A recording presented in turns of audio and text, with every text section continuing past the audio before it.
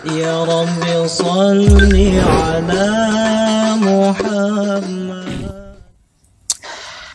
Wa ma nazala bil Madinati wa hukmuhu makkiyun, dan apa yang turun di Madinah tetapi hukumnya makkiyah. Nah, ini para ulama rata-rata mencontohkan ma nazala bil Madinati wa hukmuhu makkiyun ini terkait dengan surah Al-Mumtahanah atau Al-Mumtahinah. Ya ayyuhalladzina amanu la tattakhidhu aduwi wa aduwakum awliya tulquna ilaihim bil mawaddah.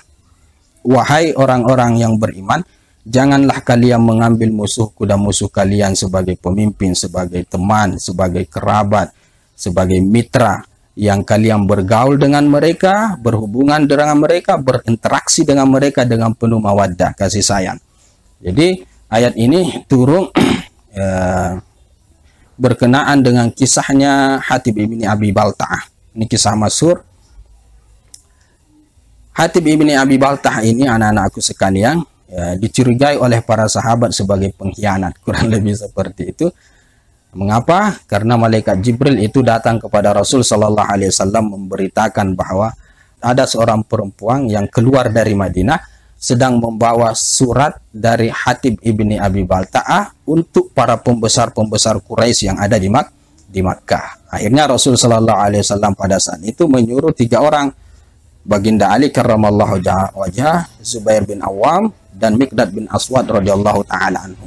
Ketiga orang ini disuruh pergi cari tahu, tangkap perempuan tersebut. Akhirnya ketiganya berangkat, dan betul perempuan itu ada di perjalanan sedang menuju ke Makkah. Awalnya perempuan itu tidak mau menyerahkan apa yang ada pada dia, tapi karena dipaksa oleh Baginda Ali, akhirnya diserahkanlah surat tersebut, dan betul isinya dari Hatib ibni Abi Balta'ah kepada penghuni atau para pembesar orang-orang musyrik yang ada di Makkah. Nah, pada saat itulah kemudian para sahabat ini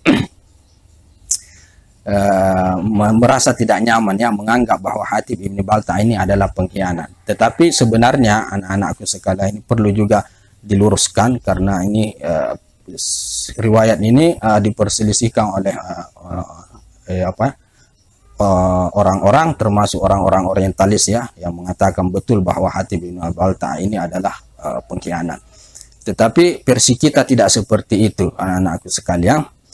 Hatib ibni Abi Balta'ah sebenarnya memang dia tulis surat seperti itu kepada pembesar orang-orang musyrik, tetapi pesan atau tujuan daripada penulisannya seperti itu, kan dalam suratnya itu diceritakan tentang persiapan pasukan Rasul Shallallahu Alaihi Wasallam, itu kurang lebih seperti itu.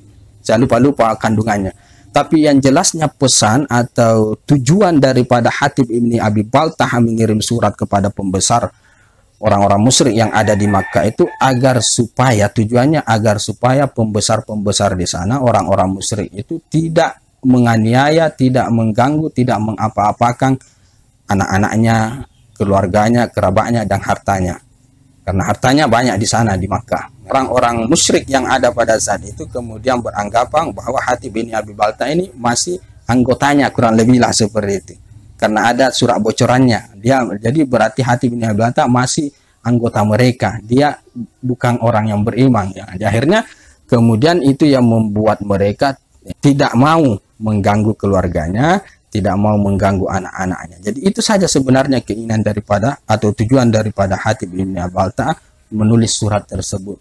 Bukan karena dia mata-mata, bukan karena dia kafir, bukan karena dia ingkar kepada Rasul Shallallahu Alaihi Wasallam. Nah, ayat ini para ulama memasukkannya dalam kategori manazala bil Madinati, yang turun di Madinah, wa hukmuhu makkiyun, tetapi hukumnya adalah makkiyah karena berkenaan dengan orang-orang musyrik yang ada di Makkah. Khair. Wa ma nazala